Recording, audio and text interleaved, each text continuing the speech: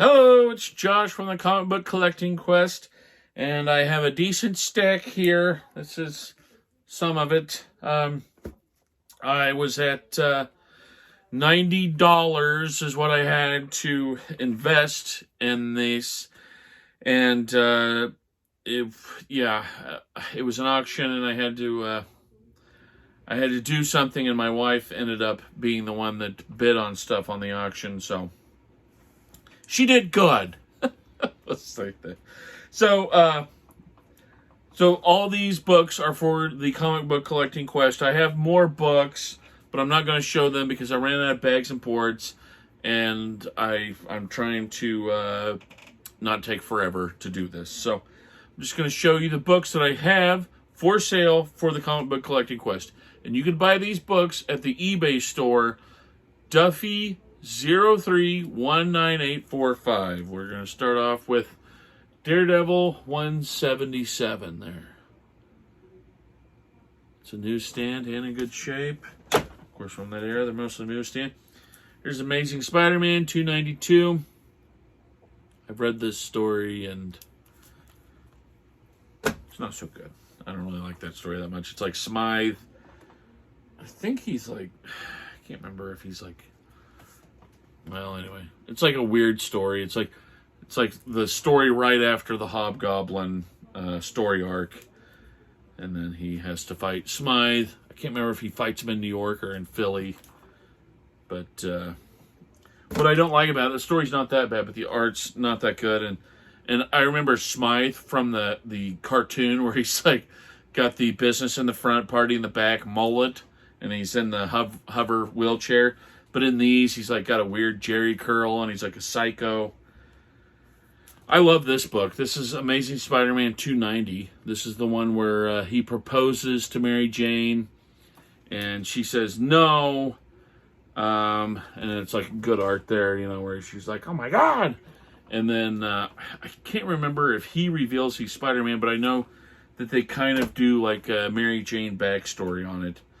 There's no action in it. It's like all soap opera, but us comic book guys, whether we want to admit it or not, we like the soap opera stuff. This is Amazing Spider-Man 289.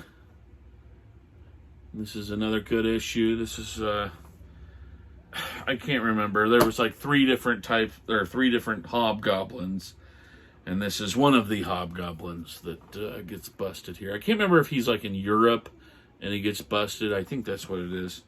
I haven't read this in, well, like 5 or 6 years or so. This is the Amazing Spider-Man 288.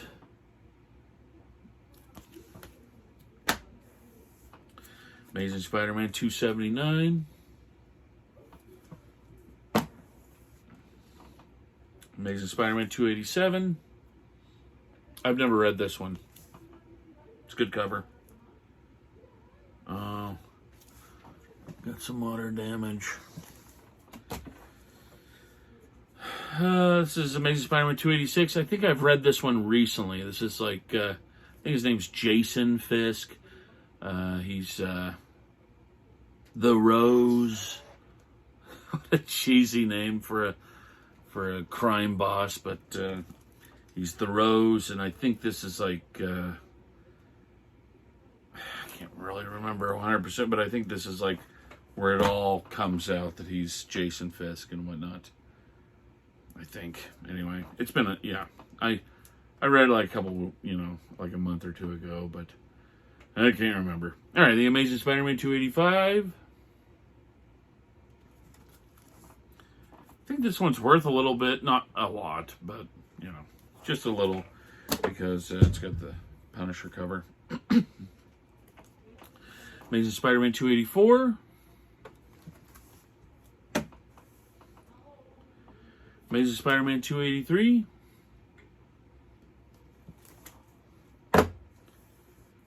And one of these anniversary covers, 282.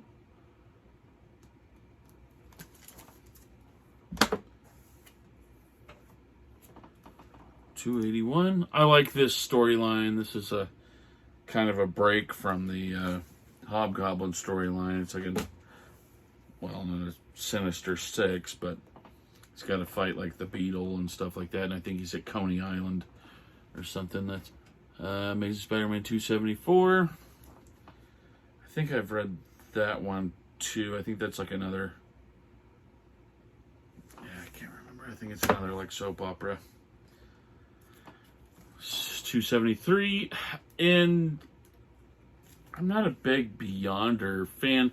I read like, I've read, well, over there. We have a hardest time on camera there. Oh, there we go. There we go. I read Secret Wars 8, but I think that's really the only Secret Wars I've ever read. I've never read Secret Wars 1 or 2.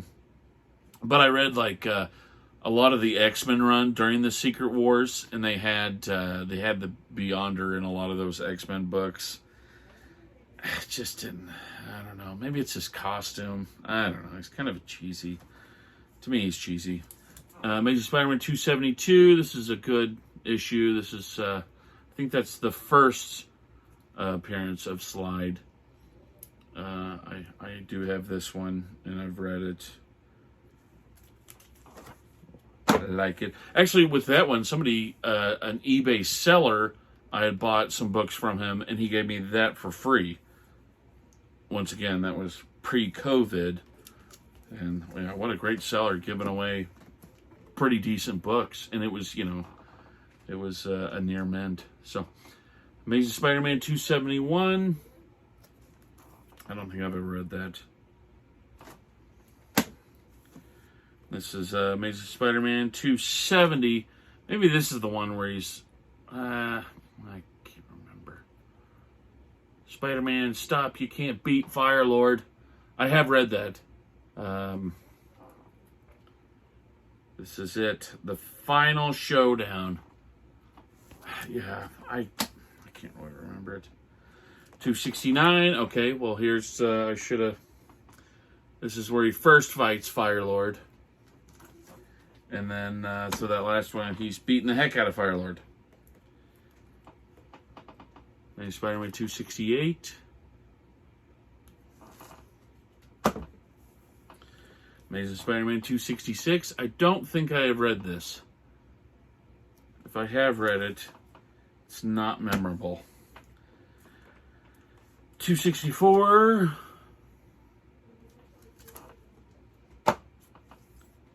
263. I like this. This one's kind of a funny one. And then 262. I really like this one a lot. Love this cover. Looks like it's just some guy in like a Marvel storeroom. I wish I knew more about it, but I don't. Oh, yeah, okay, and then Amazing Spider-Man 261. I love this one. First of all, the story is really good. It's like he fights the Hobgoblin in like a storehouse, and then Harry, Normie, I can't remember Harry's wife, but they're all they're in the storehouse too. But what a great cover. This is one of my favorite Spider-Man covers, especially from this era.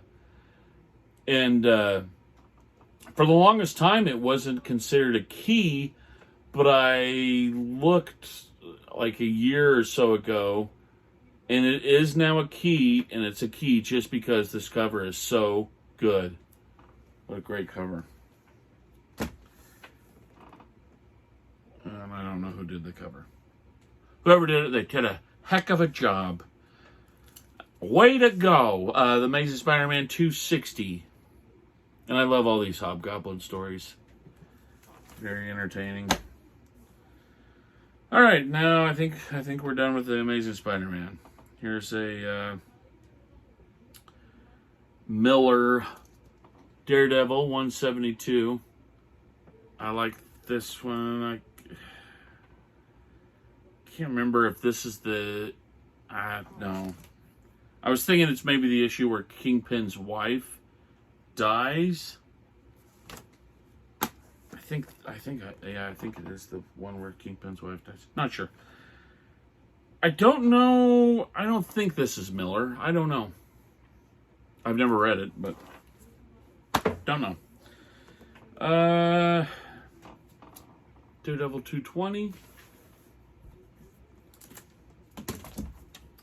Daredevil 209. Marvel Team Up. Not the good one. Marvel Team Up, Spider-Man and Daredevil 123.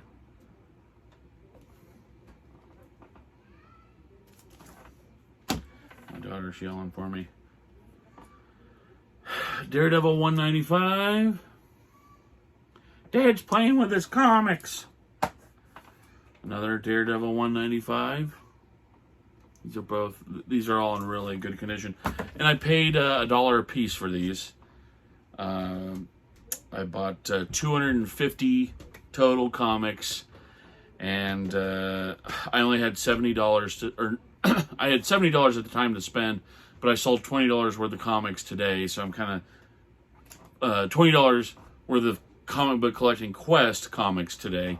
So I'm kind of including these in there just so I can have more. So I paid $1 a piece, so I have 90 comics, and then that leaves me with 160 more to sell. Anyway. Daredevil 196. I think I've read this one. I think I've read it recently. Daredevil 185. I think that's another Frank Miller, right? Sorry. Just making sure the old lady's not yelling at me. Daredevil 232, God and Country.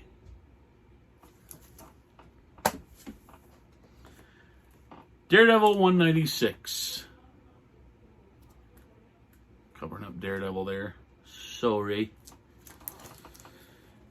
Daredevil 208.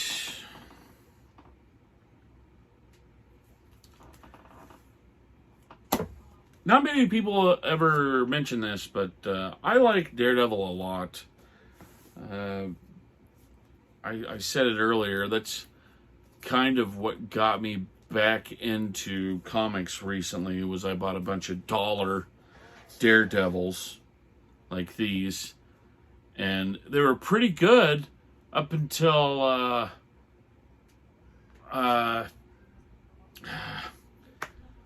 there's like a, is it Firestorm or something?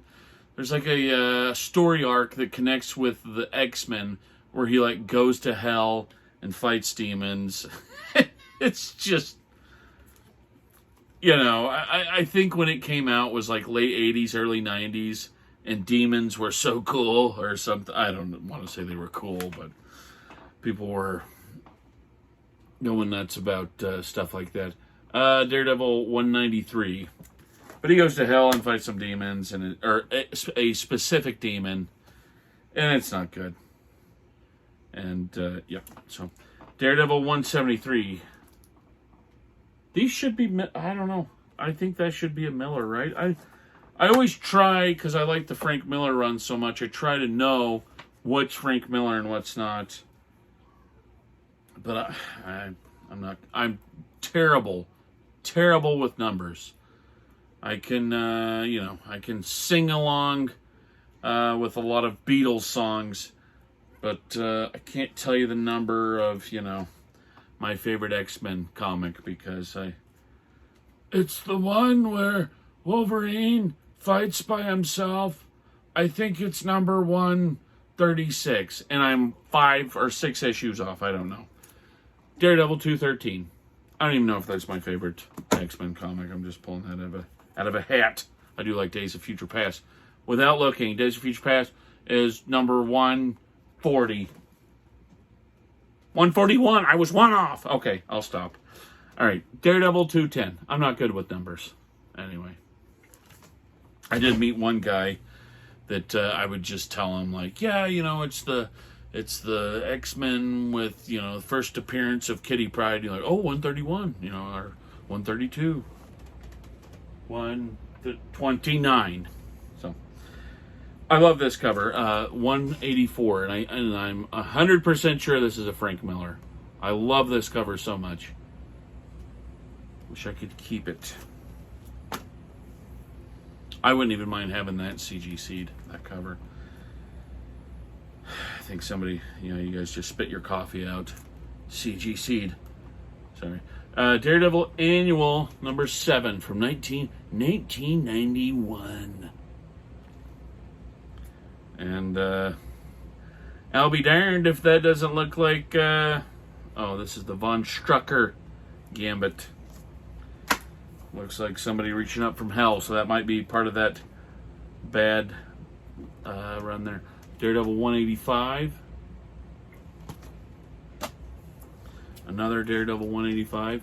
These are in really well. That one's not so good, but the other one was in really good condition. Daredevil 212. I can't remember if I read this or not. Seems familiar. Oh my God! And look at this cover. I don't know if this is Frank Miller or not, but that's a John Byrne and Austin. Same guy that did this. Can I? There we go.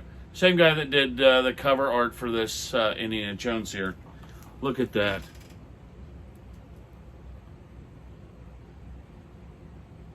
I don't know if this is a Frank Miller. I don't think it is, but holy crap. Daredevil's beat to heck, and it looks like Bullseye's dead. Well, he's still got this arm up. He needs to go to the hospital. He needs an ambulance. Great cover. Maybe my favorite cover of the night. Other than the Daredevil with the gun. But, I think this one is so good. John Byrne. I don't want to say Steve Austin. Like, Steve Austin, that name sounds familiar. Terry Austin? I don't know. The Punisher War Journal, number 1. When I was a little kid, my mom allowed me to pick out 2 comics at the Walmarts. And, we always say Walmarts as a joke. Walmart. One of the comics I picked out was The Punisher. I picked out The Punisher and Ghost Rider.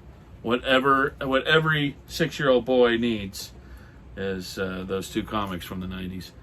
This is The Punisher, number 11. So I was 6, so I guess that would have been 1990, 1991. So I'm not too sure what I got. I can't remember at all, but it was of that era. CNC Music Factory was on the radio, and I was reading Ghost Rider. The Punisher, number 10. The Punisher, number 9. Yeah, it's a little... the corners are a little beat up. You know how those black ones can be. Punisher, number 8.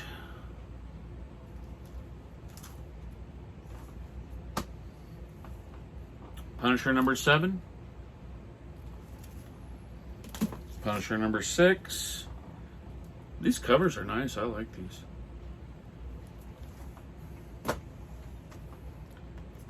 Punisher number 5. Even this one's pretty cool. He's got a smile on his face. He's got, you can see the bulletproof vest right where the heart would be. Very cool covers. Only paid $1 a piece. The Punisher 4.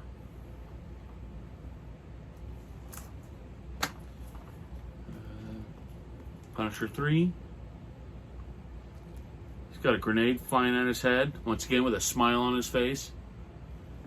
I know we hate the Punisher. We all hate the Punisher now because of guys with shaved heads and big beards wearing Punisher shirts and ball caps.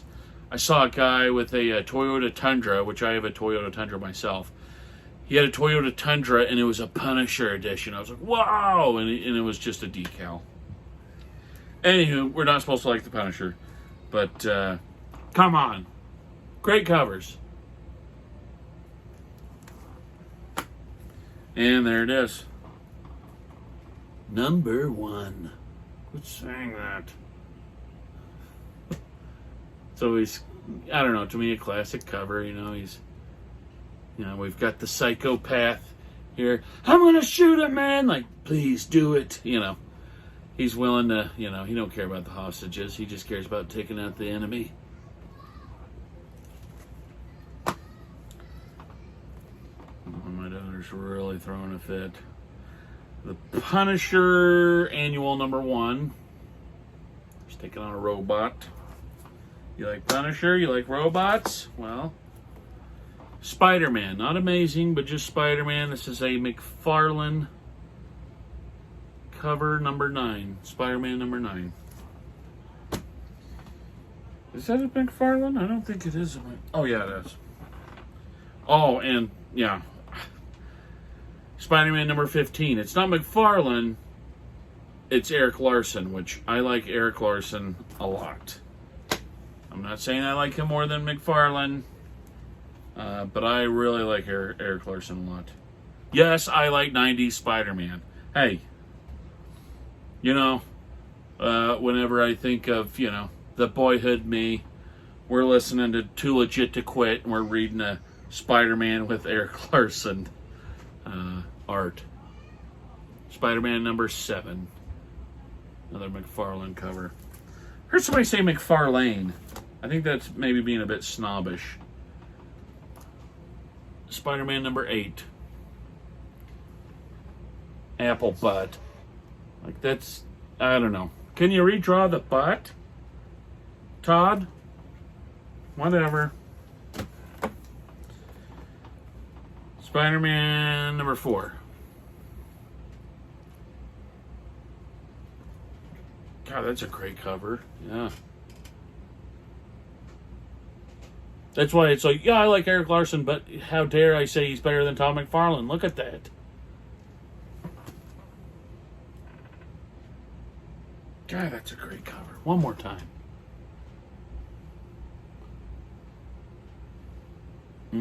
Good stuff. I want to keep that. Will not. Another McFarlane cover, Spider-Man number 11. And then, we all love how he drew Wolverine. Spider-Man number 5.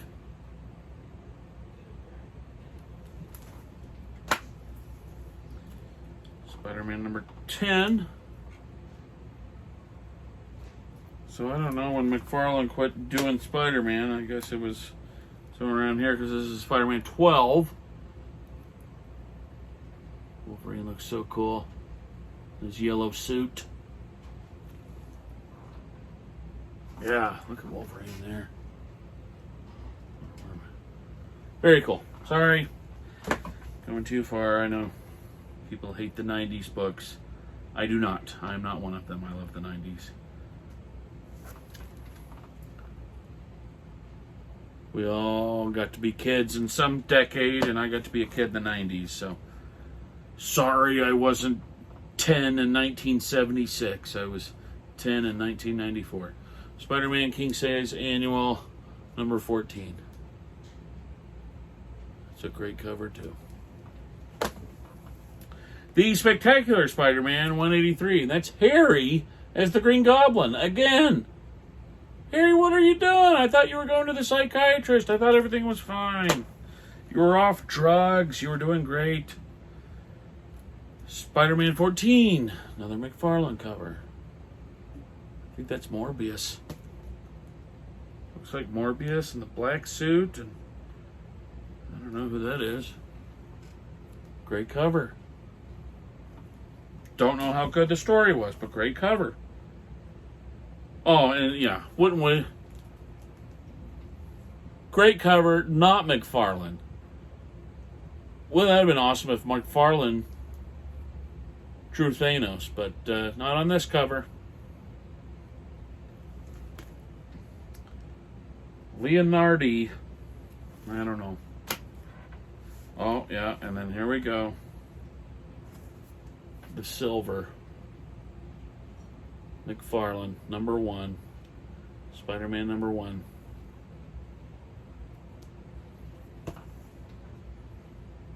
And we all love this one. And the story's good, too. I remember reading the story when I was 17. I don't know. I think I was 16, but whatever. The Infinity Gauntlet number 6. We got Nebula choking out her dad, Thanos. The Incredible Hulk 250 versus the Silver Surfer. It's a great cover. Thor 267.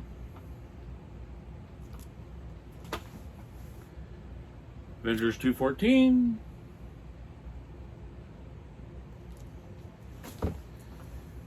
Avengers 132. This one's not in the best of shape. I forgot I put this one in there. Surely I have better ones that I can put in. Dazzler 2. Somebody out there wants Dazzler 2. And you can have it at the eBay store, Duffy 0319845. Hercules, Prince of Power, number 1. Number 1.